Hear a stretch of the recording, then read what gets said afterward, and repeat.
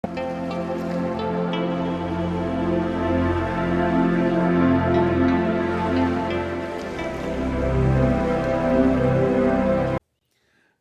दोस्तों। हम हैं पूर्व जन्म की कहानियों के कथावाचक, past life regression expert, life and leadership coach Hitesh Chhabra. प्यारे दोस्तों, हमारे आज के इस वीडियो के अंदर हम एक ऐसे प्यारे भाई की पूर्व जन्म की कहानी आप सभी के सामने प्रस्तुत करने जा रहे हैं, जिनका अनफॉर्चुनेटली जो घर है वो पूरी तरह से टूट गया है। ये भाई पिछले कई वर्षों से डिवोर्स का केस लड़ रही हैं और अब फाइनली इनको इनकी पत्नी से डिवोर्स मिलने वाला है, जिसके अंदर इनको लगभग 25 लाख रुपए एलिमनी के रूप में अदा करने होंगे और उसके बाद फिर इनके ऊपर किसी भी प्रकार की लायबिलिटी नहीं रहेगी। लेकिन दोस्तों, ये भाई ऐसा बताते हैं कि मेरा घर टूटने का कारण न तो मैं हूं, न ही मेरी पत्नी है। ये कहते हैं कि भैया, हमारे जीवन के अंदर तूफान लाने वाले जो दो लोग हैं, कहते हैं कि एक है मेरे अपने पूज्य पिताजी और दूसरे हैं, कहते हैं कि मेरी सासू मां। ये कहते हैं कि इन दोनों के ऊपर अलग अलग भूत सवार है, अलग अलग भूतों ने इनको पोजेस कर रखा है। और ये कहते हैं कि भैया, जिन भूतों ने इनको पोजेस कर रखा है, कह रहे मेरे पिताजी की मैं बात करूं तो उनको अहंकार के भूत ने पकड़ा हुआ है। कह रहे मेरे पिताजी की ईगो इतनी ज्यादा है, इतनी ज्यादा है कि वो किसी की बात नहीं सुनना चाहते। ये कहते हैं मेरा मैटर ऐसा है भैया, आज से 8 साल पहले जब ये केस शुरू हुआ था और झगड़ा हुआ था, ये तभी ही सॉल्व हो जाता, प्यार से तभी ये सॉल्व हो जाना था। लेकिन कह रहे हैं कि मेरे पिताजी ने कहा कि नहीं, हम इनको सबक सिखाएंगे, केस करते हैं, करने दो। तो ये कहते हैं कि भैया, पिताजी की अहंकार ने झगड़े को इतना ज्यादा बढ़ा दिया कि पूरे खानदान के ऊपर पुलिस केस हो गए। कह रहे हैं 7 से 8 अलग अलग प्रकार की धाराएं लगी हैं और कई सारे लेवल पे केसेस हुए हुए हैं। मतलब एक केस सिर्फ डिवोर्स का नहीं डला हुआ, और भी बहुत सारी धाराएं कि वो बदसलूकी हुई है ना, एक पता नहीं मेंटल हैरेसमेंट हुआ, और एक कुछ इसी प्रकार की भी है कि जैसे वो भैया मेरे को अब्यूज किया गया, इस प्रकार की। तो कह रहे हमारे पूरे खानदान के ऊपर जो धाराएं हैं वो लग गई हैं, क्यों? मेरे पिता के अहंकार के चलते। और कहते हैं कि दूसरी तरफ जो मुसीबत पैदा करने वाली, जैसे इन्होंने बताया कि इनकी सासू मां, ये कहते हैं भाई, मेरी जैसे पिता को अहंकार के भूत ने पकड़ा हुआ है, ये कहते हैं मेरी सासू मां को लालच के भूत ने पकड़ा हुआ है। कह रही मेरी सासू मां और उसका बेटा और एक दूसरी बेटी, इनकी साली, वो साली का तो इन्वॉल्वमेंट कम है, लेकिन कह रही मेरी सासू मां और उनका बेटा, कह रही इतने महालालची लोग हैं, वो महालालची लोग हैं। ये कहते हैं उनको अपनी बेटी का घर बसेगा नहीं बसेगा, बेटी सुखी होगी नहीं होगी, इंसानियत होनी चाहिए नहीं, कह रहे इन सब चीजों से उनको कोई मतलब नहीं है। उनको बस इस चीज से मतलब है कि हमने हमारी बेटी को एक बड़े घर के अंदर ब्याह दिया था, तो हमारे पास कैश क्यों नहीं आ रहा है? या तो कैश रेगुलर आएगा, और कैश रेगुलर नहीं आएगा तो तलाक दिलवाना पड़े, लेकिन मोटा अमाउंट हमारे को चाहिए। ये कह रहे कि जो मेरा जो साले साहब हैं, मेरी पत्नी से बड़े हैं, कह रहे वो बहुत झगड़ालू टाइप का इंसान है। उसकी 2 शादियां हो चुकी हैं, उसकी भी दूसरी शादी है। लेकिन कह रहे हैं उनकी शादियों के अंदर वो लोग इतने तेज थे, जब उनका डिवोर्स हुआ, ये कह रहे हैं उन लोगों को इतने लीगल पैतरे और ये सब पता है, इतने तेज हैं कि वो बेचारी पहली वाली को तलाक दे दिया मेरे साले ने, और दूसरी वाली के साथ अभी वो कह रहे उसको भी परेशान करते हैं, वो भी मारपीट वगैरह करके रखते हैं। तो कह रही बड़ी ही एक ईवल टाइप के लोग हैं मेरी सास और मेरा जो ये बड़े वाला साला है। और फिर उनको साथ देती है इनकी एक और साली हैं, जो कि इनकी पत्नी से बड़ी हैं उम्र में, इनकी पत्नी सबसे छोटी हैं। तो जैसे सब लोग उसके ऊपर हावी रहते हैं, कान भरते रहते हैं, घर खराब कराते रहते हैं। क्यों? क्योंकि उनकी एक्सपेक्टेशन ये थी कि पैसा है। ये कह रहे हैं कि उनके घर में कुछ पुश्तैनी जमीन है उन लोगों के पास, कह रहे लेकिन मेरा साला कोई काम नहीं करता है, ठीक है। कह रही है ससुर जी की मृत्यु हो चुकी है। ये कह रहे हैं जो मेरे ससुर जी थे, ससुर जी बहुत ही अच्छे आदमी थे, लेकिन ये कहते हैं कि मेरी वो जो सास हैं और जो साला हैं, कह रहे हैं ये इतना ज्यादा उनके ऊपर भी प्रेशर डाल के रखते थे। कह रहे हैं कि मेरे ससुर जी देखते तो थे कि गलत हो रहा है, ये बच्ची का घर खराब कर रहे हैं, लेकिन कह रहे हैं वो कुछ बेचारे कर नहीं पाए। कह रहे वो खुद ही बोलते थे कि बेटा मेरी सुनते नहीं है सब लोग। कह रहे वो बेचारा अपने घर में ही दुखी था, कहीं उसको तलाक ना दे दे उसकी बीवी। है ना। तो ये कह रहे हैं कि मेरे पिता और मेरी सास इन दोनों के झगड़े के बीच में मेरा परिवार जल गया, मेरा घर भस्म हो गया। ये कह रहे हैं कि भैया मैंने मेरे विवाह का 1 साल भी सुख का नहीं देखा, नॉट इवन 1 ईयर। कह रहे मैंने सुखी जो है वो मैंने नहीं देखा है। और ये कहते हैं कि भाई इतने झगड़े उस चीज़ के चलते फिर जो भी हुआ। खैर बहरहाल थोड़ा सा आपको अभी का इनका बता देते हैं दोस्तों। अभी पहले तो ये देखो बैंगलोर के अंदर सॉफ्टवेयर इंजीनियर थे, इनका पूरा परिवार बैंगलोर का रहने वाला है। पिताजी इनके बैंक के अंदर बहुत बड़ी पोस्ट के ऊपर जॉब किया करते थे, ये खुद सॉफ्टवेयर इंजीनियर हैं। इनकी 2 बहनें हैं, दोनों बहनें जिनसे विवाहित हैं वो लोग भी सॉफ्टवेयर इंजीनियर्स हैं। और इनके जो दोनों जीजा हैं वो इनके बहुत अच्छे मित्र हैं, बहुत अच्छे फ्रेंड हैं, बहुत ही खास यारी दोस्ती है इनके दोनों जीजाओं से इनकी। और अपेरेंटली इनके दोनों जीजाओं के ऊपर भी इनकी पत्नी ने केस डाल रखे हैं कि उन्होंने मेरे साथ बदतमीजी करी, मेरे साथ ये किया वो किया। आज की जो परिस्थिति है दोस्तों, ये भाई बैंगलोर के अंदर नहीं रहते हैं। जी हाँ दोस्तों, इनके ऊपर ये भाई बताते हैं कि मेरे ऊपर जो केस है, केस हुआ था 2014 में। उसके बाद ये कहते हैं मैं बहुत ज़्यादा परेशान रहा, क्या हो रहा था किसी चीज़ में मैं फोकस नहीं कर पा रहा था। उसके बाद ये कहते हैं कि भैया मेरे को बहुत ज़्यादा भोगना थी, मानसिक बहुत ज़्यादा मानसिक रूप से बहुत ज़्यादा दुखी था। तो फिर ये कहते हैं कि एक संत जी हैं जो गौ सेवक हैं, ये कहते हैं मैं उनके संपर्क के अंदर आया, और जब उनके संपर्क के अंदर आया और उनके साथ जुड़ा और सेवा के अंदर जैसे मैं उनके साथ जुड़ा, तो ये कहते हैं कि भैया मेरे को बहुत ज़्यादा सुकून मिला, शांति मिली। मुझे पशु सेवा के प्रति एक प्रेरणा सी जैसे है, ये कहते हैं कि पशु सेवा से मुझे प्रेरणा मिली, और मैं जो है बिल्कुल जैसे ये सारी यहाँ पे टेंशनें जो है, कह रहे मैं भूल भाल ही गया, कह रहे मैं उसी के अंदर रहने लगा। और फिर ये कहते हैं कि मुझे ऐसा इंस्पायर किया वो स्वामी जी ने, जो 2014 में सॉरी कब मिले थे इनको, हाँ 2000 कहते हैं कि जब भी इनका वो हुआ था, ये जब तलाक वाला जो हुआ था उस चीज़ को भी 12 वर्ष हो चुके हैं। हाँ 2012 में तलाक फाइल हुआ था, और 2014 में ये कहते हैं कि मैं स्वामी जी से मिला था। और उसके बाद ये कहते हैं कि मैं उनके संपर्क में रहा, थोड़ा ध्यान करना मैंने सीखा। और फिर ये कहते हैं कि 2016 के अंदर मैंने ये डिसीजन लिया कि अब जो है मैं यहाँ रहूंगा ही नहीं। ये कहते हैं कि भैया बैंगलोर की भागदौड़ की जिंदगी, ये बहुत सारा पैसा कमाना, और कह रहे मेरे लिए ना बहुत हो गया था बस ये। तो ये बैंगलोर से 200 किलोमीटर दूर, लगभग 180 से 200 किलोमीटर दूर इनका पुश्तैनी गांव है, वो रूरल एरिया है वो पूरी तरीके से। तो कह रहे हैं वो रूरल एरिया के अंदर ये फिर शिफ्ट हो गए हैं। इनकी अपनी जो पुश्तैनी जमीन थी उसके अंदर ये कहते हैं कि इन्होंने वहां पर एक गौशाला और एक एनिमल केयर सेंटर वहां पर शुरू किया। अभी ये एनजीओ चलाते हैं, और ये कहते हैं कि भैया केस आज भी हैं, लेकिन ये कहते हैं कि जब से मैं उस स्थान को बैंगलोर को छोड़ करके आया और मैंने ये गौशाला शुरू करी, ये कहते हैं कि ये गैया हैं, यही मुझे पालती हैं, कह रही है इन्हीं का दूध पी करके मेरा जीवन चलता है।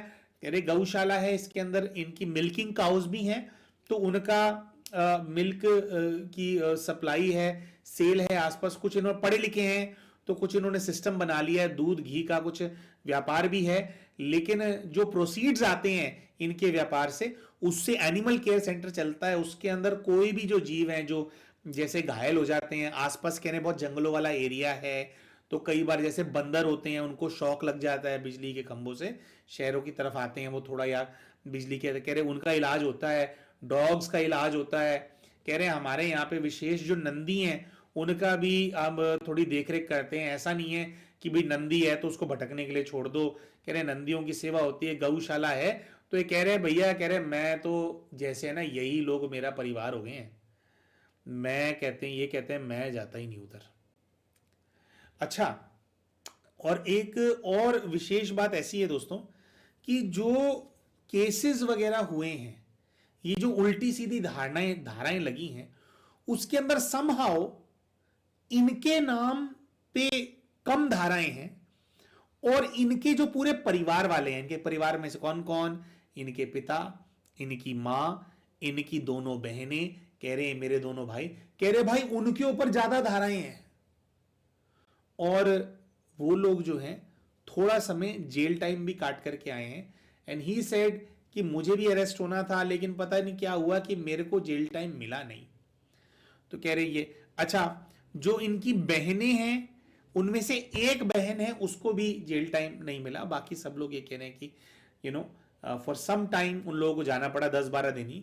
फिर कह रहे उसके अंदर फिर सब वो कराया, बेल वेल कराई और बहुत खर्चा हुआ करके कह रहे फिर सब लोगों को बाहर निकाला गया। तो इनके परिवार के अंदर दोस्तों इनके पिताजी हैं, इनकी माँ हैं, इनकी 2 बहनें हैं और इनके 2 जीजा हैं। जैसे कि हमने बताया जीजा इनके बहुत अच्छे मित्र हैं, वो भी निकल करके आएगा आगे क्या है। इनकी जो सासू माँ का परिवार है उसमें अब सासू माँ है, जिस समय ये केस वेस हुए थे उस समय ससुर जी भी थे। अच्छा, तो जो इनकी पत्नी है उनका एक बड़ा भाई है और एक बड़ी बहन भी है। तो अच्छा, एक और चीज है, ये कहते हैं कि भैया जब मेरी पत्नी विवाह करके आई थी तो तब उन्होंने मेरे सामने इच्छा जाहिर की थी कि भी मैं और पढ़ना चाहती हूँ। तो कहते हैं आते ही मैंने उनको जो है पढ़ाई वगैरह, कह रहे हैं वो उनको पोस्ट ग्रेजुएशन करना था, कह रहे मैंने उनका खर्चा वगैरह वो उठाया और वो उन्होंने किया। और उसके बाद जब ये झगड़ा वगैरह होने लगा तो कह रही झगड़ा होने के बाद तो मेरी पत्नी ने एमए करके एलएलबी किया, मतलब लॉ की पढ़ाई करी। और कह रही है मेरी पत्नी ने खुद एलएलबी करके लॉ की प्रैक्टिस शुरू करी है और उसी ने खुद ये सारे केस बना करके सब लोगों के ऊपर जो है केस डाल रखे हैं। अच्छा, इनकी पत्नी ने इनको थोड़ा लीवे क्यों दिया है उसके बारे में भी अभी थोड़ा जो है आपके सामने हम रखेंगे। तो अब हम बताते हैं दोस्तों कि क्या ये भाई का थोड़ा स्वभाव संस्कार है। थोड़े से संत स्वभाव के व्यक्ति तो हैं, अब ज्यादा हो गए हैं, लेकिन पहले से एक वो अंदर से गुण होता है ना व्यक्ति का, वो संत स्वभाव होता ही अंदर, वैसा सा इनका स्वभाव है। अच्छा, तो ये कहते हैं कि क्या हुआ भाई जी कि जब मेरा विवाह हुआ तो कहते हैं कि पहले ही दिन से जो मेरी सासू माँ हैं उनकी चीजों के अंदर एक्सपेक्टेशन कुछ इस प्रकार की होने लगी कि मैं जो कुछ भी कमाऊं वो मेरी सासू माँ के घर पे जाना चाहिए, बिकॉज दे नीड हेल्प। अब ये कहते हैं कि जो मेरी पत्नी है वो एक गरीब घर से आती है और मेरा विवाह होने में अड़चन आ रही थी, कह रहे हैं मेरा विवाह हो नहीं रहा था, बहुत एक वो चल रहा था। तो कह रहे हैं कि करके फिर मेरे घर वालों को था कि कोई बात नहीं, थोड़े कम फाइनेंशियल वीक बैकग्राउंड से अगर कोई करने आएगी तो विवाह जल्दी हो जाएगा। कह रहे विवाह हुआ, कह रहे लेकिन कि मेरे जो ससुराल वाले हैं उनका इंटेंशन यही था कि बड़े घर के अंदर लड़की को ब्याह रहे हैं तो वहां से हमारे को पैसा आएगा, ये होगा वो होगा। ये कहते हैं कि भैया जब मेरा विवाह हुआ तो मैंने 1 रुपया भी दहेज में एक्सेप्ट नहीं किया। लड़की वालों का जो खर्चा है वो मिनिमलिस्टिक टू मिनिमलिस्टिक पे रखा। ये कहते हैं कि घर एक मतलब मोटरसाइकिल होती है ना, कह रहा मोटरसाइकिल छोड़ो साइकिल तक भी मेरे को था कि भी हमारे को नहीं चाहिए। वो जैसे होता है ना कि 3 कपड़ों में बस लड़की को ले आओ। तो कह रहे हैं कि वैसे हमने जो है वो किया। अच्छा, फिर जैसे बता रहे थे, कह रहे कि भैया देखो मैं कोऑपरेटिव रहा हूं। अच्छा, ये कहते हैं कि मेरा थोड़ा स्वभाव ऐसा है कि ना तो मेरी पत्नी को और ना ही मेरे पेरेंट्स को और ना ही मेरे इन लॉज वाले जो मेरे पेरेंट्स हैं, कह रहे किसी को भी मैंने आज तक, कह रहे इतना टाइम हो गया ये झगड़े ये वो, मेरे घर वाले जेल हो आए, कह रहे आज तक भी मैंने किसी से ऊंची आवाज में भी बात नहीं करी। कह रहे मेरी जो पत्नी है उनको शुरू से ही मेरे पिताजी से कुछ समस्या थी। कह रहे उन दोनों की ना आंखों में दिखता था पहले दिन से ही ना, जब से वो मेरे घर में रह रही थी, कि ये एक दूसरे से जैसे नफरत करते हैं बहुत ज्यादा। फिर ये कहते हैं कि भैया देखो मेरी पत्नी विवाह करके आई तो थोड़ा सा मतलब पर्सनल बात इन्होंने बताई, थोड़ी मतलब हमारे को तो लगा बड़ी थोड़ी शर्मनाक बात भी है, इतना क्या इन्वॉल्व होना। कह रही है मेरी पत्नी की मां, सॉरी मेरी सास, कह रही मेरे घर के अंदर इतना ज्यादा इन्वॉल्व थी कि वो एक एक चीज की इंफॉर्मेशन मेरी पत्नी से लेती थी। कह रही यहां तक कि मेरी सास मेरी पत्नी और मैं, हम जैसे एक पर्सनल लाइफ होती है हस्बैंड वाइफ की, कह रहे जो हमारे इंटीमेट मोमेंट्स होते हैं उसकी जानकारी भी वो लेती थी कि कब हुए और कब नहीं हुए, और हुए तो मतलब क्या कैसे, मतलब हम उस विकारी उसके अंदर नहीं जाएंगे, लेकिन कह रहे हैं उसकी भी एक एक डिटेल, कितनी रोटी बनाई, कितनी रोटी के साथ क्या सब्जी बनाई, कैसे बनाया, क्या किया, मैं कब बाहर जाता हूं, मेरे पिताजी कब बाहर जाते हैं, घर पे कब होते हैं, घर पे कितने लोग हर वक्त रहते हैं, कह रहे एक एक चीज की जानकारी मेरी सासू माँ जो है मेरी पत्नी से लेती थी। इसको दोस्तों अंग्रेजी में बोलते हैं कि दे हैड देयर क्लॉज इन हर, जैसे होता है ना कि नाखून गड़ा करके रखे हुए हैं कि छूट ना जाए, यहीं से तो सारा खर्चा आना है। फिर ये कहते हैं कि मेरी जो पत्नी है, कह रहे उसका स्वभाव भी, कह रहे ऐसा कोई बहुत बुरे स्वभाव की नहीं है, ठीक है वो। और फिर कहते हैं थोड़ा मेरा स्वभाव बहुत ही काम और कंपोज्ड है, तो भाई शायद इस वजह से भी शायद थोड़ा बहुत खराब हो भी, तो मेरे से तो कभी कोई झगड़ा नहीं हुआ। कह रहे कि जब विवाह हुआ तो धीरे धीरे शुरू में ही ऐसा होने लगा कि हमारे घर से ना कुछ कुछ चीजें गायब होने लगी। जैसे कि कहते हैं कि भैया मैं अब सॉफ्टवेयर इंजीनियर हूं और मैं अच्छे पद पे काम किया करता था उस समय पर भी, तो कह रहे मेरे सूट्स थे जो मैं ऑफिस पहन करके जाया करता था, तो कह रहे हैं कि जो मेरे पास सूट्स थे, अब कह रहे हैं मेरे पास एक बड़ा वार्डरोब था, उसके अंदर से ना मुझे सूट्स कम दिखाई देने लगे, कि जैसे अगर मेरे पास 12 सूट्स टंगे हुए थे तो अभी 8 ही टंगे हुए हैं, 4 कहां हैं पता ही नहीं, ड्राई क्लीन पे गए हुए हैं, धुल रहे हैं, क्या है तो नहीं। तो फिर कह रहे हैं कि भाई ये जब होने लगा, और कह रहे एकदम से नहीं, एक एक करके गायब होने लगे, तो कह रहे मैंने मेरी पत्नी से पूछा कि ये कहां है, तो कह रही मेरी पत्नी के मुंह से एकदम से निकल गया कि वो ना भैया नौकरी के इंटरव्यूज दे रहे हैं, उनको जरूरत थी तो मैंने आपके जो सूट्स है उनको दे दिए। अब ये कहते हैं कि भैया मेरे को देखो, मेरे को ऐसा बुरा नहीं लगा, क्योंकि मुझे था कि भी मेरी पत्नी है तो मेरी चीज़ों पे मेरी पत्नी का भी अधिकार होना चाहिए, कोई दिक्कत नहीं होनी चाहिए। तो ये कहते हैं कि भाई मैंने माइंड नहीं किया, लेकिन कह रहे मैंने उनको कहा कि भाई आप जो है अगर ऐसा है तो आपको बताना चाहिए ना मेरे को, भाई आप दे रहे हो कोई दिक्कत नहीं है, आपका अधिकार है, आप पूछ करके लो, और पूछना नहीं कम से कम इन्फॉर्म तो करो। कह रहे ये तो था। कह रहे फिर उसके बाद घर के बर्तन गायब होने लगे। कह रहे घर के अंदर जैसे एक वो बड़ा फ्लास्क होता है, शो पीस होता है, कह रहे इस प्रकार के आइटम्स भी गायब होने लगी। कह रहे फिर मैंने पत्नी से पूछा तो धीरे धीरे हमारे को ये समझ में आने लगा।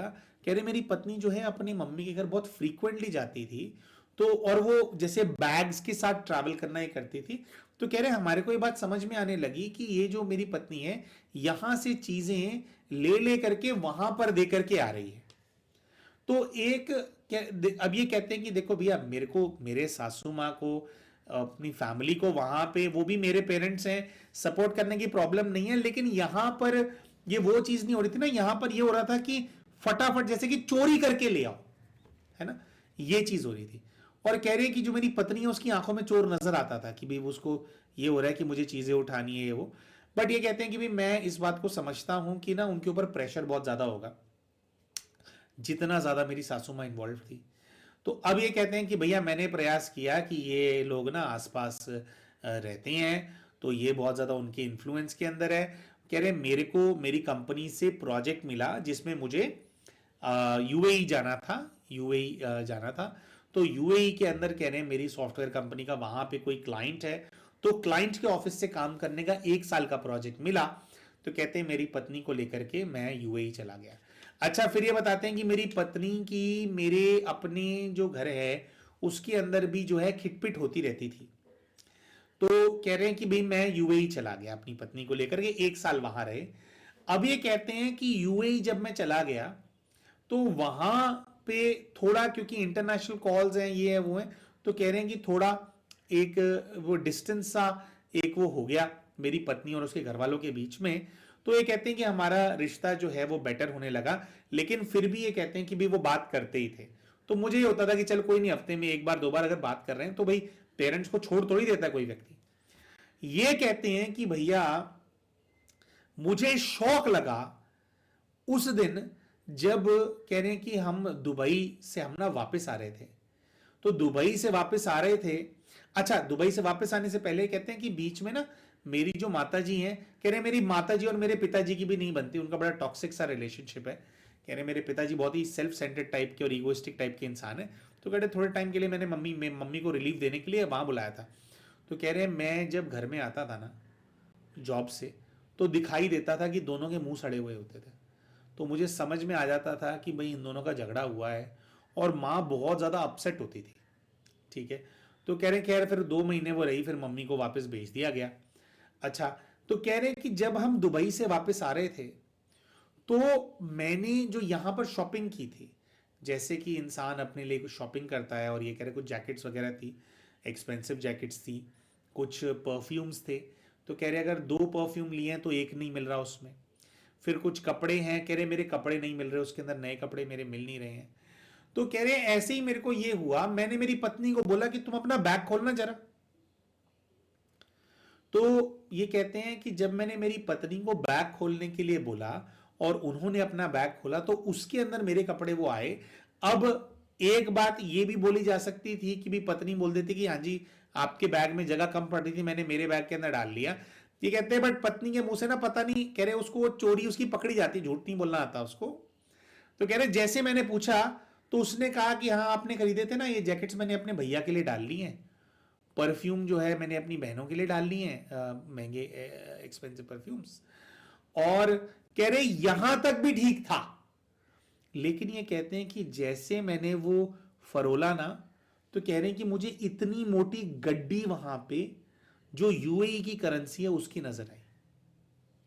और कह रहे हैं भैया कि वो जो गड्डी थी नोटों की, उसकी वैल्यू इंडियन रुपीस के अंदर लाखों रुपए की थी। ये कहते हैं वो गड्डी जब मैंने देखी, और वो बिल्कुल ना ऐसे जैसे छुपा करके स्लाइड करके रखी हुई थी गड्डी। तो कह रहे मैंने उनसे पूछा कि ये क्या है, तो उन्होंने बोला कि पैसे हैं। तो उसने कहा कि पैसे हैं लेकिन आपके पास कैसे आए। तो उसने कहा कि जी मैं आपकी जेब से निकाल लिया करती थी, ये मैंने पिछले 1 साल में निकाल निकाल के इकट्ठे किए हैं।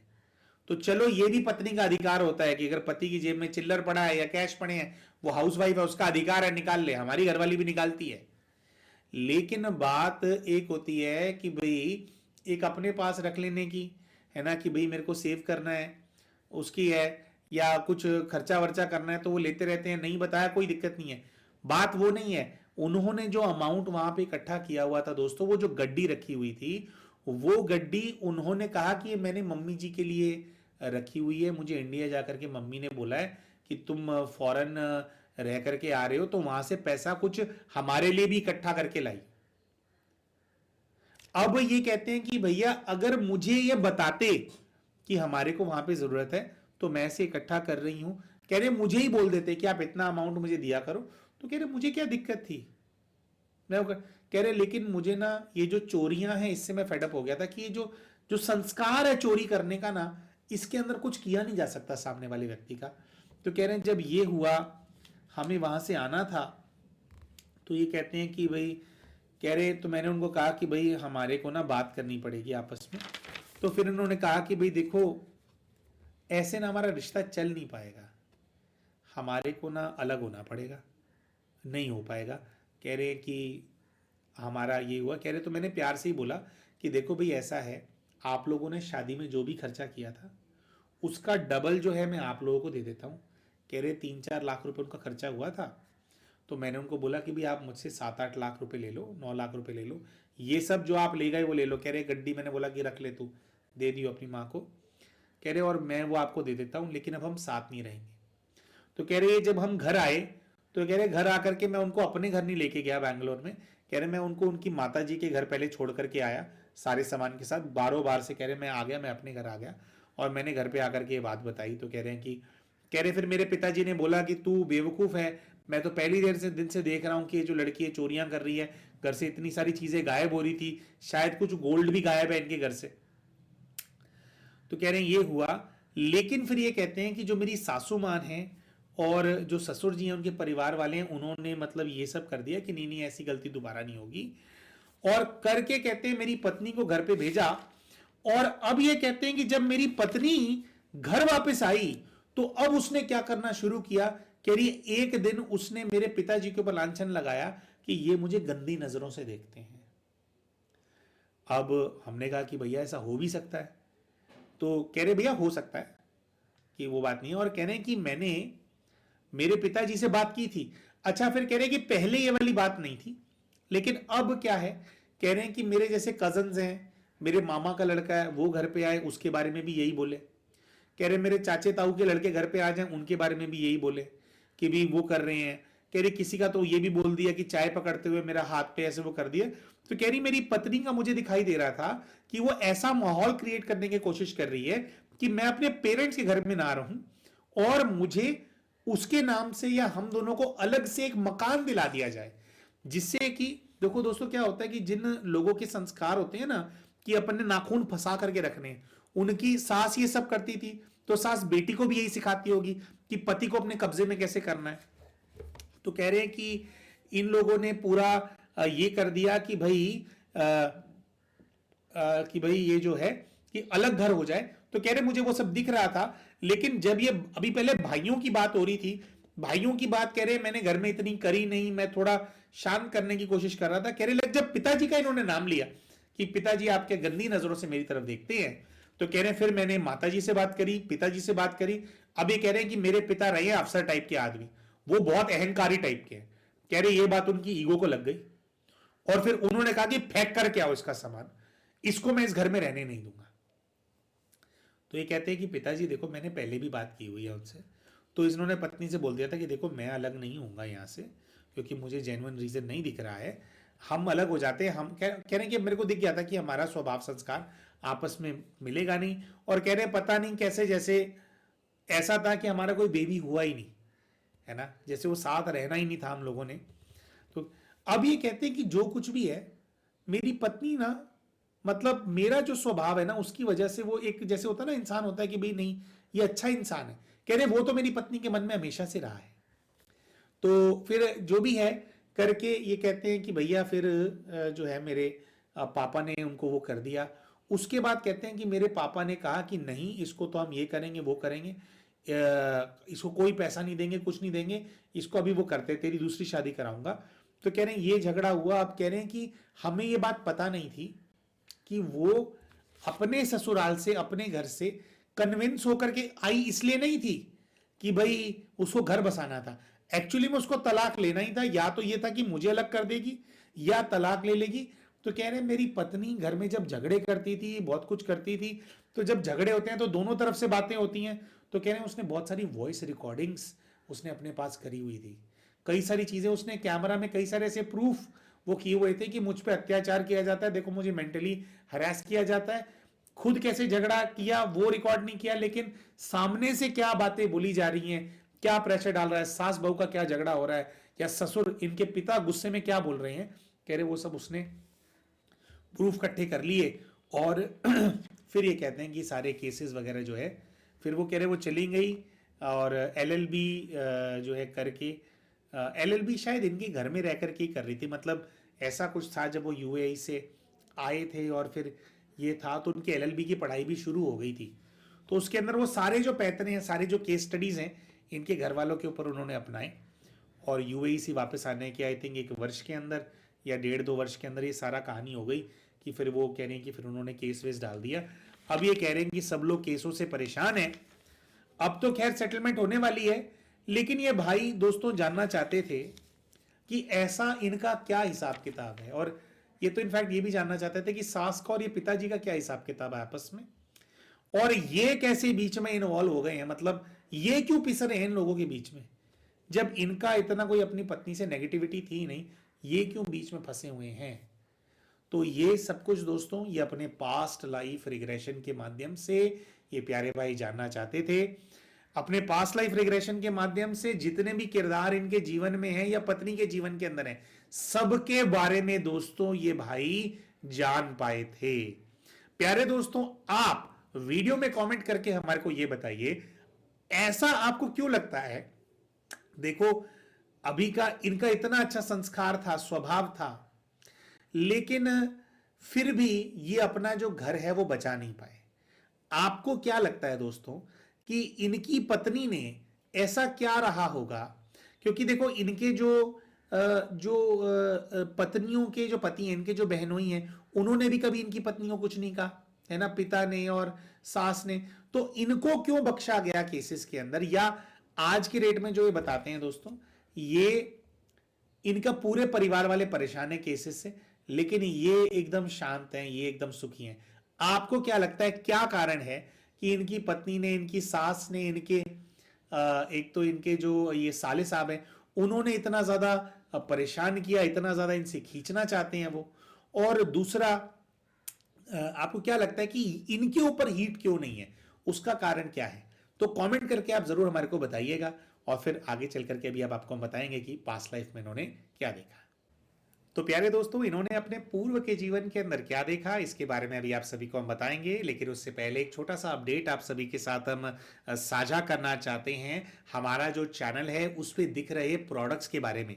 दोस्तों, हमारी जो वीडियोस हैं उनके अंदर आपने आजकल देखा होगा कि कुछ प्रोडक्ट्स वीडियोस के अंदर नीचे दिखने लग जाते हैं, जिनको हमने प्रमोट करना शुरू किया है। दोस्तों, हमारी वीडियोस के अंदर हम उन्हीं प्रोडक्ट्स को प्रमोट करते हैं जो कि आपके जीवन से नेगेटिविटी को बाहर निकालने में, या आपके जीवन के अंदर जो नेगेटिव सिचुएशंस हैं उनको सॉल्व करने में, आपको ज्यादा स्टेबल बनाने में एक टूल की तरह काम करते हैं।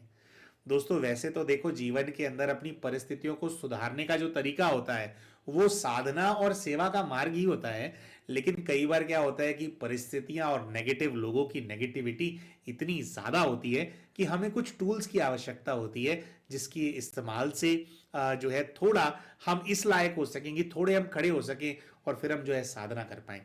तो दोस्तों, ऐसे ही कुछ प्रोडक्ट्स हैं जिनको अपने वीडियोस में हमने प्रमोट करना शुरू किया है, जैसे कि एक मुखी और दो मुखी रुद्राक्ष। दोस्तों, एक मुखी और दो मुखी रुद्राक्ष के अंदर विशेषता होती है कि अगर किसी भी प्रकार का बाहरी शक्ति का कोई अटैक आपके ऊपर हो रहा है, तो अटैक वो अपने ऊपर ले लेते हैं। अगर बहुत बड़ा कोई अटैक होता है, तो जो दो मुखी रुद्राक्ष होता है उसका क्या होता है, वो स्प्लिट हो जाता है। तो आपको पता होता है कि भाई इसने अपने ऊपर प्रभाव ले लिया है, तो फिर उसको हम क्या करते हैं कि फिर उसको हम क्या है, जल प्रवाह करके दूसरा धारण कर लेते हैं। जो एक मुखी रुद्राक्ष होता है वो बहुत पोटेंट होता है। एक मुखी और दो मुखी रुद्राक्ष हमारे वीडियोस के प्रोडक्ट्स के अंदर आप देखेंगे तो आपको नजर आएंगे। इसी प्रकार से दोस्तों, सॉल्ट लैंप्स। सॉल्ट में क्या गुण होता है दोस्तों, जो भी वातावरण के अंदर नेगेटिविटी होती है, जो सॉल्ट होता है, जो नमक होता है, वो उस नेगेटिविटी को अपने अंदर खींच लेता है, एब्जॉर्ब कर लेता है। तो आपके घर के अंदर जो ड्राइंग रूम है उसके अंदर आप एक सॉल्ट लैंप रख सकते हैं। सॉल्ट लैंप ना हो तो वैसे ही जो पिंक सॉल्ट होता है उसकी एक बड़ी ब्रिक ला करके भी आप रख सकते हैं। इसी प्रकार से दोस्तों, अरोमा ऑयल्स। अरोमा ऑयल से जो सुगंधित वातावरण जो पूरे घर के अंदर फैलता है, वो वातावरण को शुद्ध रखने में, स्वच्छ रखने में आपकी सहायता करता है।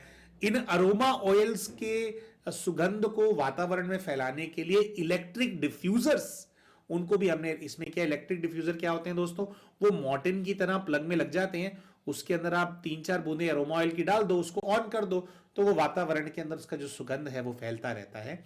इसी प्रकार से दोस्तों, ये होता है, इसके अंदर आप अरोमा ऑयल की जगह कपूर को भी डाल सकते हैं। कपूर की जो सुगंध होती है उससे भी जो है वातावरण जो है वो शुद्ध होता है। तो अगर आप चाहें दोस्तों तो इन प्रोडक्ट्स को भी आप कंसीडर कर सकते हैं। इसी प्रकार से प्यारे भाइयों और बहनों, एक छोटा सा अपडेट पास्ट लाइफ रिग्रेशन के कोर्स से संबंधित भी आप सभी के साथ हम साझा करना चाहते हैं। दोस्तों, अभी जो नेक्स्ट पास्ट लाइफ रिग्रेशन का कोर्स है वह 15 अप्रैल से शुरू होने वाला है। यानी कि 15 अप्रैल से एक नया बैच हम शुरू करने वाले हैं। दोस्तों, इस बार कोर्स के अंदर कुछ विशेष होने वाला है। सबसे पहले तो दोस्तों, जो पास्ट लाइफ रिग्रेशन सीखने की जो फीस पहले अभी निर्धारित की गई थी, जो लास्ट बैच में हमने शेयर की थी, उसको कुछ कम कर दिया गया है। लगभग 3,000 रुपए जो फीस है वो कम आपको देनी होगी पिछले बार से। उसके साथ साथ दोस्तों, बहुत सारे भाई बहन ऐसे हैं, उन्होंने हमारे को रिक्वेस्ट किया था कि भैया इकट्ठा हम इतना अमाउंट जो है उसको अफोर्ड नहीं कर सकते हैं। तो इसीलिए हमने दोस्तों, अभी फरवरी का महीना चल रहा है, जो कोर्स है वो अप्रैल में शुरू होने वाला है। तो इसकी जो फीस है उसको आप 3 अलग अलग पार्ट्स में भी पे कर पाएंगे। इकट्ठा ज्यादा अमाउंट पे करना थोड़ा कई बार ये हो जाता है कि भाई वो हमारे जो बजट होता है, हमारे जो कैपेबिलिटी होती है उसके ऊपर काफी डेंट आ जाता है। हमारे को लगता है कि भी इकट्ठा इतना कैसे देंगे। तो पहले एक छोटा सा अमाउंट देकर के आप अपने आप को रजिस्टर करा पाएंगे। उसके बाद जो मार्च का महीना है फिर उसके अंदर आप कुछ अमाउंट पे कर सकते हैं, और फिर अप्रैल के महीने के अंदर, क्योंकि 15 अप्रैल को ये जो कोर्स है वो शुरू होगा, तो 12 अप्रैल तक आपको टाइम होगा जो थर्ड इंस्टॉलमेंट है उसको पे करने का। तो ऐसे करके आपकी जो फीस है उसको भी आप वो आसानी से जो पे कर पाएंगे, और 15 अप्रैल से फिर आपकी जो ट्रेनिंग है पास्ट लाइफ रिग्रेशन की वह शुरू की जा सकती है, या फिर वो शुरू हो पाएगी। तो ये जो इसका पूरी जो जानकारी है, अगर आप सीखने में इंटरेस्टेड हैं तो आप हमारी टीम को, जो हमारा फोन नंबर है 9518081745, इसके ऊपर आप हमारी टीम को मैसेज डाल सकते हैं। वो पूरी जानकारी कि किस प्रकार से ये कोर्स होने वाला है, क्या इसका फीस स्ट्रक्चर होने वाला है, कोर्स करने के लिए क्या आप एलिजिबल हैं नहीं हैं, और क्या चीजें आपके पास होनी चाहिए, मतलब जो भी सारी जानकारी है, क्या प्री रिक्विजिट्स है, उसकी पूरी जानकारी आप हमारी टीम से व्हाट्सएप पे मैसेज डाल करके प्राप्त कर सकते हैं।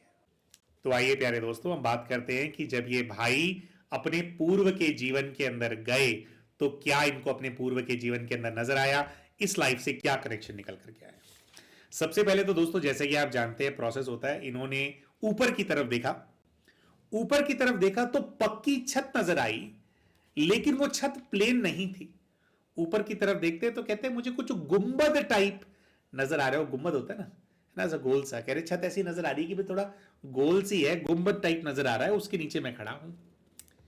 नीचे की तरफ देखा तो इन्होंने कहा कि नीचे पत्थरों से बनी हुई जमीन है, 1-1 फीट के पत्थर है, ग्रे कलर के पत्थर नजर आ रहे थे पैरों के नीचे। अपने पैरों में देखा तो इन्होंने कहा कि मैंने पुराने जमाने के लेदर शूज पहने हुए हैं, और लेदर जुत्ती टाइप मुझे जो है फील हो रही है। जुत्ती से ध्यान ऊपर लेकर के आए तो इन्होंने बताया कि मैंने सलवार पहनी हुई है, और ऊपर लेकर के आए तो उनको बड़ा वो नजर आया, वो बड़ा कुर्ता टाइप पहनते हैं ना, व्हाइट कलर की सलवार थी, नहीं सलवार किसी और कलर की थी, हाँ, और फिर लंबे लंबे वो कपड़े, और सर पे टोपी सी पहनी हुई है, दाढ़ी मूछे हैं। तो ये कहते हैं कि भैया वो अलादीन नहीं है, अलादीन कार्टून आता था, अलादीन कैरेक्टर है, तो कह रहे उसके अंदर जो वो दिखाते नहीं थे कि उसके अंदर लोग हैं, उन्होंने जैसे कपड़े पहने हुए हैं, जैसे कैरेक्टर्स दिखाते थे, कह रहे वैसे मैंने कपड़े पहने हुए हैं। अच्छा, तो मतलब ये अपने आप को किसी अरब कंट्री के एक व्यक्ति के रूप में देख रहे थे, जैसे शेख टाइप जैसे होते हैं उस तरह का जो उनका पहनावा होता है। अच्छा, तो हम इनसे पूछते हैं कि भाई ये जहां पर आप हो, क्या ये आप ही का स्थान है, क्या आप यहां रहते हैं, क्या है?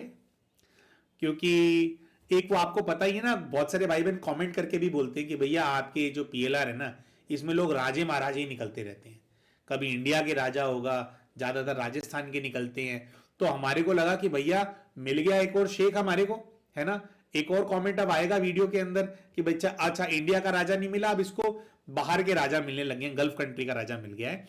तो हमने पूछा कि भैया आप हो, मतलब क्या शेख वगैरह हो क्या? तो उन्होंने कहा कि नहीं, मैं एक मिडिल क्लास टाइप की मेरे को फीलिंग आ रही है, आदमी हूं, बहुत अमीर नहीं हूं, गरीब भी नहीं हूं।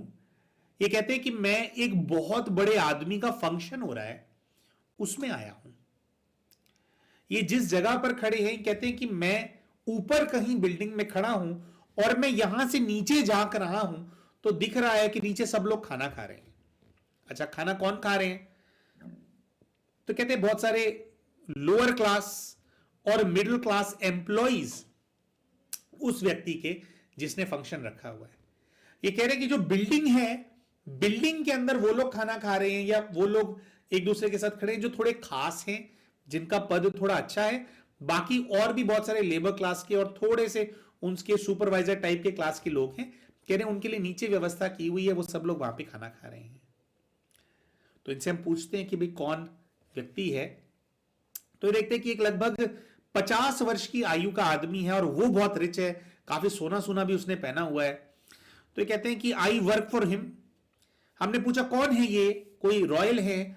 तो कहते हैं नहीं, ये एक बहुत बड़े बिजनेसमैन है, और ये सारा सामान एक्सपोर्ट करते हैं, और यहां से जो सामान एक्सपोर्ट होता है वो इंडिया भी जाता है, जहाज के रास्ते, पानी के जहाज के रास्ते। अच्छा, तो हम इनसे पूछते हैं कि अच्छा तो फंक्शन किस चीज का है? तो ये कहते हैं इसकी शादी हो रही है, ये जो आदमी है इसकी शादी हो रही है। अच्छा, तो हमने कहा कि 50 वर्ष की आयु में शादी हो रही है? तो कहते हैं हाँ, इसकी तीसरी शादी है इनकी। अमीर आदमी है, यहां पे होती है कहते हैं शादी। तो अच्छा, तीसरी शादी हो रही है। तो ये कहते हैं कि ये एक लड़की से शादी कर रहे हैं, वो लगभग 30 वर्ष की आयु की है ना। अच्छा दोस्तों, ये जो सब चल रहा है इसके अंदर ये सभी कैरेक्टर्स को पहचानते जा रहे थे, है ना। तो आप भी साथ साथ लिखते जाइए या मेंटल नोट बनाते जाइए। आपको क्या लग रहा है ये जो बिजनेसमैन है कौन है? ये जिस लड़की से बिजनेसमैन शादी कर रहा है, 30 साल की लड़की से, 20 साल छोटी, तीसरी वाइफ है, कौन होगी ये लड़की? सोचिए, है ना। तो आप चलाते जाइएगा अपने माइंड में, है ना। और आपको फिर बताना भी है, इससे पहले हम बताएं कौन क्या था, आपको भी कमेंट करके बताना होगा। अच्छा, तो वो कहते हैं कि ही सो रिच, तो इसीलिए वो उससे शादी कर रही है। अच्छा, तो कह रहे कि मैं, वो लड़की है, वो पूरा अपने वो कवर किया हुआ उसने, आंखें आंखें दिख रही हैं। कह रहे मैं उसकी तरफ देख रहा हूं यहां पे, क्योंकि सारी सेरेमनी चल रही है। तो कह रहे मैं देख रहा हूं। तो कह रहे कि उस लड़की की आंखें बताती हैं कि शी इज थिंकिंग कि बहुत पैसे वाले के घर में शादी हो गई है तो वो खुश रहेगी। लेकिन ये कहते हैं कि मुझे ऐसा दिख नहीं रहा है। और कह रहे हैं बिल्कुल उस लड़की के साथ उसकी मां भी नजर आ रही है, और कुछ ऐसी मेरे को फीलिंग आ रही है कि वो जो लड़की है और उसकी जो मां है वो दोनों यहीं पर ही रहने वाले हैं। अच्छा, तो कहते, हमने कहा कि भी आप क्या है, आप बहुत बड़े पद पे हो। तो ये कहते हैं कि मैं इनका बिजनेस संभालता हूं, और ये कहते हैं कि मैं बहुत हेल्दी हूं, मैं बहुत स्ट्रांग हूं। और ये कहते हैं कि मेरा जो मालिक है, मैं इनके घर के काम के लिए इनके घर में आता जाता रहता हूं। जब ये मालिक के घर के अंदर आते जाते रहते हैं तो ये ऐसा बताते हैं कि जो मालिक की तीसरी बेगम है जिससे विवाह हुआ, तब थोड़ा सीन चेंज हो गया है। अब इनको दिख रहा है कि मैं काम से आ रहा हूं मालिक के घर में। तो ये कहते हैं कि वो मुझ पे डोरे डालने की कोशिश करती है। और कह रहे हैं वो जो लड़की है जिसकी शादी हुई है उसकी मां भी यहां रहती है। कह रही है उसकी जो मां है वो मुझे बहुत स्पेशल ट्रीट करती है, कि मैं आऊंगी तो वो वहां पे जो काम करने वाले वो शरबत दो, अरे नहीं नहीं बैठ जाओ। कह रहे हैं कि मेरी ना खातरी सी करते रहते हैं। कह रहे उसकी जो मां है वो ऐसे खातरी करती है कि खिलाएगी पिलाएगी। और कह रहे कि ये जो है, कह रहे मुझे ऐसा लगता है कि मालिक की जो बेगम है वो मुझ पर डोरे डालती है। मतलब वो जैसे एक अफेयर सा करना चाहती है, उसके इशारे से मुझे देती है। लेकिन ये कहते हैं कि मैं उसको अवॉइड करता हूं, मुझे मेरी मर्यादाएं पता है, मैं काम से काम रखता हूं। अब ये कहते हैं मेरी मजबूरी है, मुझे मालिक के घर जाना पड़ेगा, क्योंकि उनसे बहुत सारी मुझे उनको हिसाब देना होता है, उनके सिग्नेचर्स लेने होते हैं, वो सब कुछ बताना होता है। तो कह रहे कि भाई वो मेरे को करना पड़ेगा, लेकिन कह रहे मुझे ठीक नहीं लग रही है इनकी हरकतें। अच्छा, फिर इसी प्रकार से इनको ऐसा नजर आता है कि पूर्व के जीवन में दो भाई हैं कोई, जो कि इनके मित्र हैं।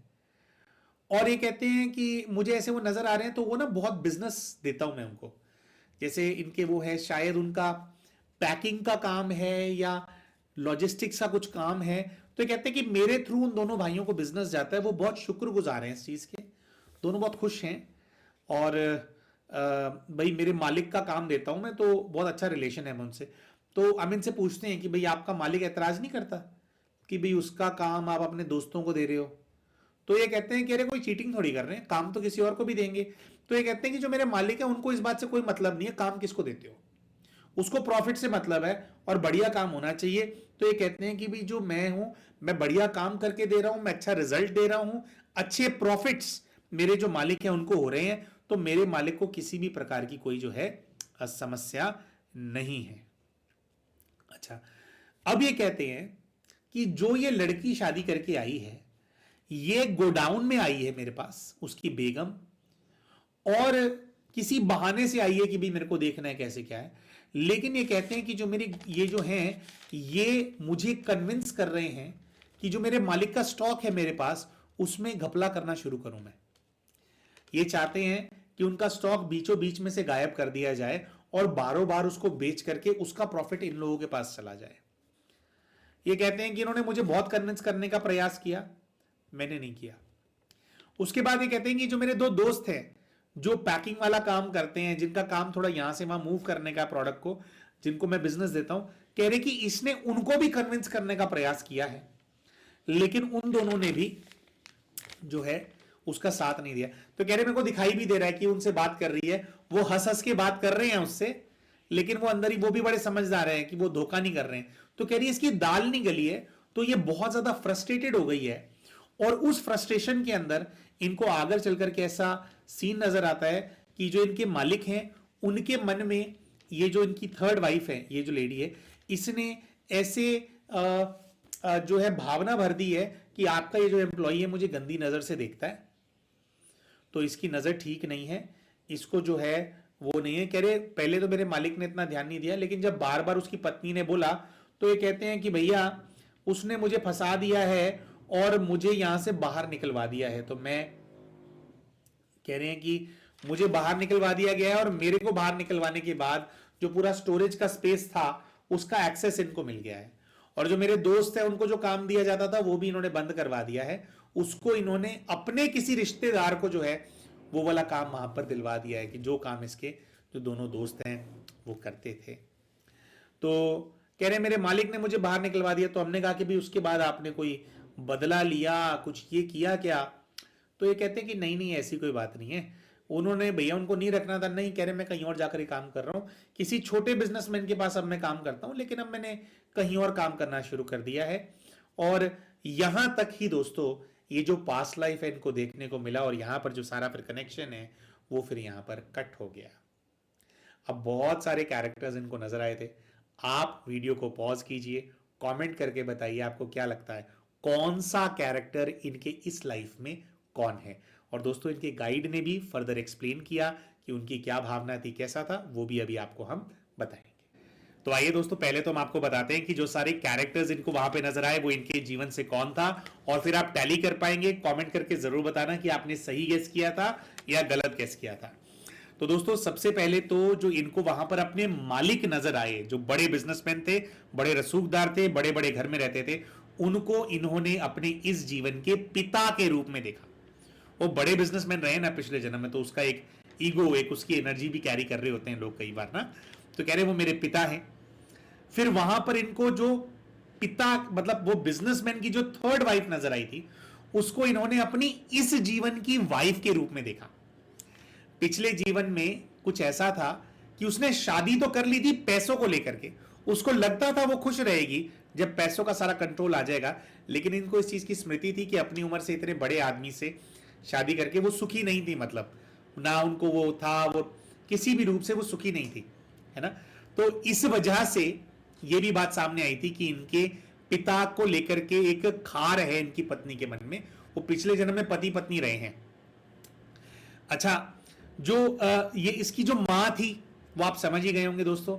ये इसकी इनकी जो मां थी उसको इन्होंने अपने इस जीवन की सास के रूप में देखा। पिछले जीवन में तो बिजनेसमैन दोस्त इनको दिखाई दिए थे, जिनको ये बिजनेस देते थे अपने बॉस का, उसको इन्होंने अपने इस जीवन के दोनों बहनोई जो हैं उनके रूप में देखा, जो कि बात कर रहे थे उनसे, लेकिन इनके ऊपर जो है प्रभाव, मतलब इनको चीटिंग नहीं करने दी थी। फिर उसके बाद दोस्तों एक रिश्तेदार निकल करके सामने आया था, इसकी थर्ड बीवी का और सास का, इनके बॉस की। जिस रिश्तेदार को उन्होंने बिजनेस दिया था उसकी इनको वाइब्रेशन आई थी, वो इनके इस जीवन का जो इनका साला है बड़े वाला, जो अभी कोई ढंग से काम नहीं करता है, कुछ नहीं करता है, वो आया जिसको उन्होंने बिजनेस दिया था। एक और कैरेक्टर है दोस्तों जो कि इस स्टोरी में सामने नहीं आया था, लेकिन बाद में इनको फीलिंग्स ही आ रही थी। वो ये था कि जो इनकी मां है इस जीवन की, वो पिछले जीवन में जो इनके पिताजी बिजनेसमैन थे, इनके मालिक थे, उनकी पहली पत्नी थी। और उनकी जो पहली पत्नी है, इनके जो पिताजी हैं वो उसके कहने में चलते थे। मतलब ठीक है, एक इंसान को भोग वासना और सबके लिए उसने और बीवियां रख ली हैं, लेकिन एक समझदारी के लिए, जैसे जिसको सचमुच में इंसान अपना पार्टनर समझ करके चलता है, थोड़ा राय मशवरा लेता है, वो उसकी पहली बीवी थी बिजनेसमैन की। तो इस बात से भी जो तीसरी बीवी थी वो कलपती थी, जिसके चलते इस जीवन के अंदर इनकी जो पत्नी है उनकी अपनी सास से भी नहीं बनती थी, उन दोनों के बहुत झगड़े होते थे आपस में। एक्चुअली में वो पिछले जन्म की दोनों सौतने हैं। तो ये तो थे सारे कैरेक्टर्स दोस्तों। फिर दोस्तों जब स्पिरिट गाइड के पास भेजा गया, सबसे पहला प्रश्न स्पिरिट गाइड से पूछा गया कि इनको हर जीवन के अंदर चोरियां क्यों करनी है। इस जीवन के अंदर भी ये चोरी सी करना चाहते हैं, छीनना चाहते हैं, पिछले जीवन के अंदर भी ये चोरी कर रहे थे। तो उनको बताया गया कि आपके जो पिताजी हैं उनका इन आत्माओं से हिसाब किताब है। पिछले जीवन के अंदर भी आप बीच में आ गए थे, आपका डायरेक्ट हिसाब किताब नहीं था, आपके माध्यम से लेना चाहते थे। अच्छा, आपके माध्यम से क्यों लेना चाहते थे, उसका भी आपका कुछ हिसाब किताब है पास्ट लाइफ का और पास्ट लाइफ का। लेकिन ये कहते हैं मेन इन्होंने आपके पिताजी से रिकवरी करनी है। और गाइड ने बताया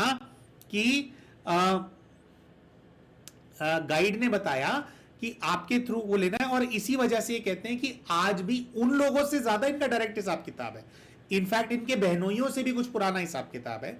तो कह रहे हैं इसीलिए आपके ऊपर ज्यादा हीट नहीं आई है, इनके केस की हीट उन लोगों के पास आई है। और आपके केस के माध्यम से आपको परेशान करना भी नहीं चाहते वो बस आपके पिता को सबक सिखा करके आपके पिता से सारा पैसा रिकवर करना चाहते हैं, जो उनकी इच्छा पिछले जन्म में भी ठीक से पूरी नहीं हो पाई थी, अभी और लेना था। तो बट गाइड ने बोला उनको कि अब ये जो 25 लाख तुम दे दोगे, इसके बाद जयराम जी के, इसके बाद हिसाब खत्म है, इसके बाद वो तुम्हारे पिता का भी जीना वो छोड़ देंगे, पीछा छोड़ देंगे ये लोग, ये दोगे उसके बाद कुछ नहीं होगा।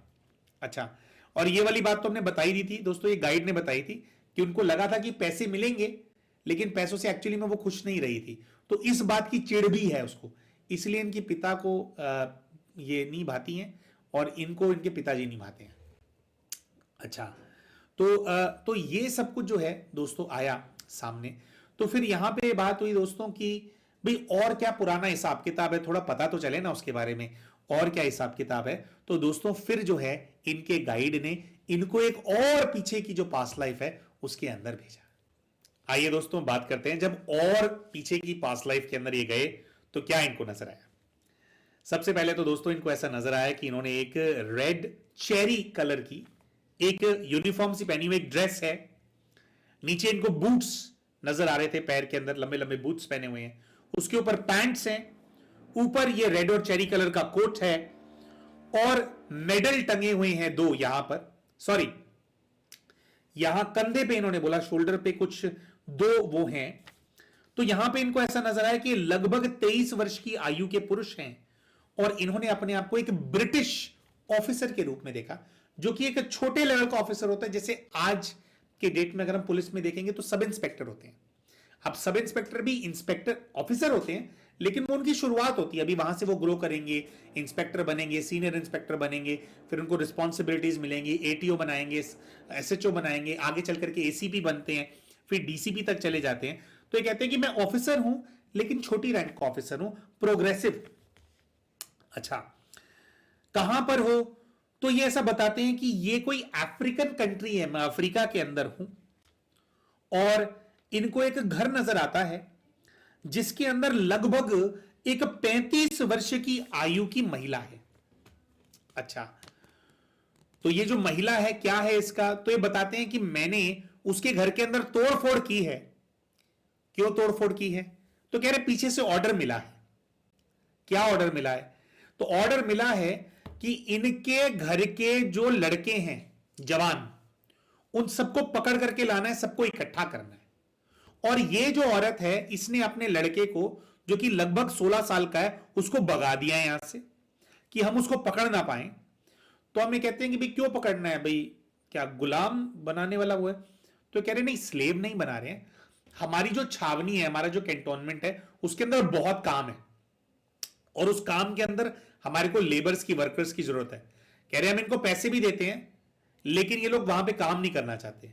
क्यों काम नहीं करना चाहते, तो कहते हैं एक तो यही है कि भाई इनके देश को हम लूट रहे हैं तो इनको पता है, दूसरा ये कहते हैं कि वहां पे ना काम बहुत ज्यादा है, एक्चुअली बहुत ज्यादा काम कराया जाता है, तो इतनी मेहनत होती नहीं है, मतलब पूरा कह रहे हैं जानवरों की तरह काम कराया जाता है। तो कह रहे हैं कि इसीलिए उससे बचने के लिए इस औरत ने अपने बेटे को भगा दिया है और अब हम लोगों को यह है कि भी कैसे भी करके लाना है, तो इन पे प्रेशर बनाना होता है। तो कह रहे हैं मुझे दिखाई दे रहा है कि इसके घर का पूरा, क्योंकि बेटे को भगाया था तो सजा इनको दी जा रही है, पूरा घर तोड़ फोड़ दिया गया है। कह रहे इनका उठने बैठने के कुर्सियां, टेबल, जो भी इनका जो भी बिस्तरा है वो, कह रहे इनके जो जहां पे खाना पकाते हैं वो चूल्हा, हर चीज को कह रहे हैं दिखाई दे रहा है कि तोड़ फोड़ दिया गया है। और ये कहते हैं कि ये महिला जो है ये बहुत ज्यादा गुस्से में है।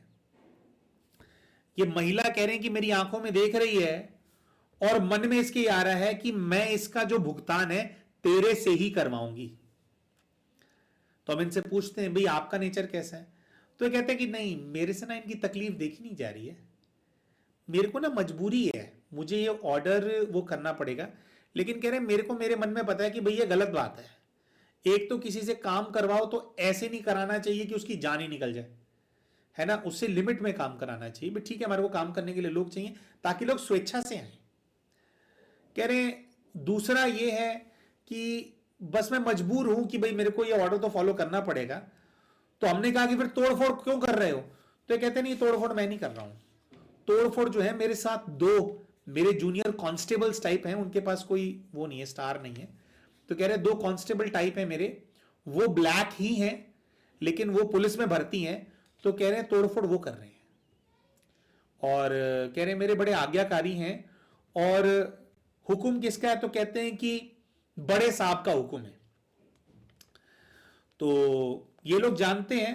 तो कहते हैं कि वो तोड़फोड़ हो रही थी, सब कुछ हो रहा था, जैसे वो औरत मुझे गुस्से से देख रही थी ना, तो मैं वहां से ना मुंह फेर करके चला गया। आप कह रहे हैं वो पीछे से तोड़फोड़ मारपीट वो जो लोग हैं वो करते रहे।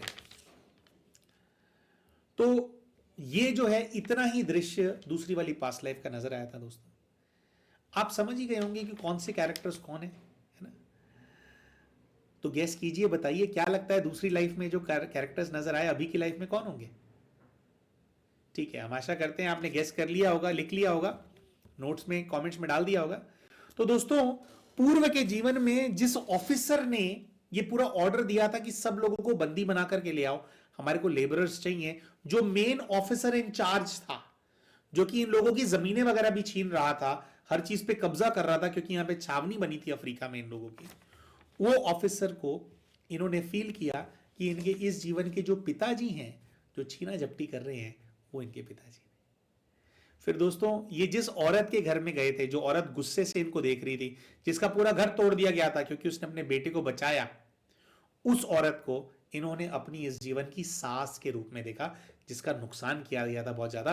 और शायद क्योंकि उसने अपने बेटे को भगा दिया था, तो इस चीज की सजा के रूप में उसकी सारी जमीन, सारी प्रॉपर्टी वगैरह भी जब्त कर ली गई थी, उसको रोड पे ले आए थे। अच्छा, वहां पे दो कांस्टेबल थे इनके पास दोस्तों, वो जो दो कांस्टेबल इनको वहां पर नजर आए थे, उनको इन्होंने अपने इस जीवन के जो दो इनके बहनोई हैं, जिनके ऊपर फ्री फंड के केस हुए पड़े हैं, वो तो रहते भी नहीं है इन लोगों के साथ, शहर में रहते थे पर केस हो रखे हैं, वो दोनों बहनोइयों को इन्होंने अपने कांस्टेबल्स के रूप में देखा, जो कि बहुत रिगरसली बड़े साहब का ऑर्डर फॉलो कर रहे थे, तोड़फोड़ कर रहे थे, मारपीट कर रहे थे, चीजों को सीज कर रहे थे। जिस लड़के को भगा दिया था उसने कि मुझे बचाना है इन गोरों से अपने लड़के को, वो जो लड़का है दोस्तों, उसको इन्होंने देखा इनके इस जीवन का जो साला है, जो कोई काम नहीं करता, जो डिस्टर्ब सा है, उस साले के लिए ही इन्होंने बताया था कि जो मेरी सास है, मेरी सास मेरे साले को लेकर के बहुत ज्यादा ऑब्सेस्ड है, पुत्र मोह में बहुत ज्यादा है, सारा पैसा ले लेके वो अपने बेटे को दिलवाना चाहती है। अगर आपको याद होगा तो जो कपड़े हैं जो चोरी हो रहे थे वो साले के लिए चोरी हो रहे थे, दुबई में जो कपड़े रखे गए वो साले के लिए थे। पैसा क्या है, साले को कोई काम शुरू करना था तो सास को देना था इनकी पत्नी ने, तो वही साला है जिसको बचाया गया था या कुछ, तो वो हिसाब किताब जो है सामने आया। फिर एक और कोई कैरेक्टर है दोस्तों, इसमें हम लिखना भूल गए हैं, हमारे को याद आ रहा है, तो ये है। तो गाइड से फिर दोस्तों यहाँ पे सारा कुछ हो गया, तो फिर गाइड से पूछा गया कि भाई अब मैं क्या कहूं, अब मुझे क्या करना है भाई, ये मैंने देखा।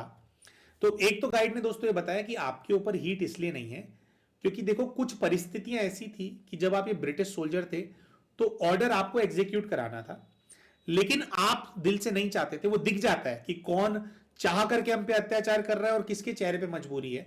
तो कह रहे कि वो जो वहां पे महिला थी ना, उसने देखा था कि आप एक्चुअली में करना नहीं चाहते हो, आप मजबूरी में कर रहे हो, तो इसीलिए आपके प्रति इन लोगों की उग्रता कम है। पिछले जीवन में एक बेटी भी थी उसकी, जब ये तोड़फोड़ कर रहे थे, वो डरी सहमी हुई थी, उसको इन्होंने अपनी साली के रूप में देखा इस जीवन।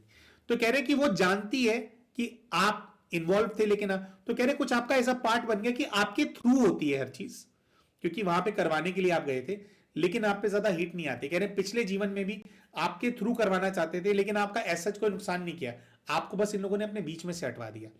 अभी भी बस आपके थ्रू जो है उनसे रिकवरी कर रहे हैं, उसी ब्रिटिश ऑफिसर से जिसने सब कुछ छीन लिया था इनका। तो गाइड से पूछा गया कि अच्छा अब मैं क्या करूं? तो गाइड ने कहा जो हो रहा है उसको होने दो, तुम जाने दो, ये लोग आपस में निपट लेंगे। अच्छा, तो ये कहते हैं, गाइड से पूछा कि क्या हमें किसी को जेल जाना पड़ेगा? तो गाइड ने बोला कि नहीं, बस वो पैसे लेकर के छोड़ देंगे। दूसरा था कि आगे जीवन के अंदर क्या करना है? तो गाइड ने कहा कि जैसे चल रहे हो चलते रहो, साधना को और बढ़ाओ, हैप्पी रहो।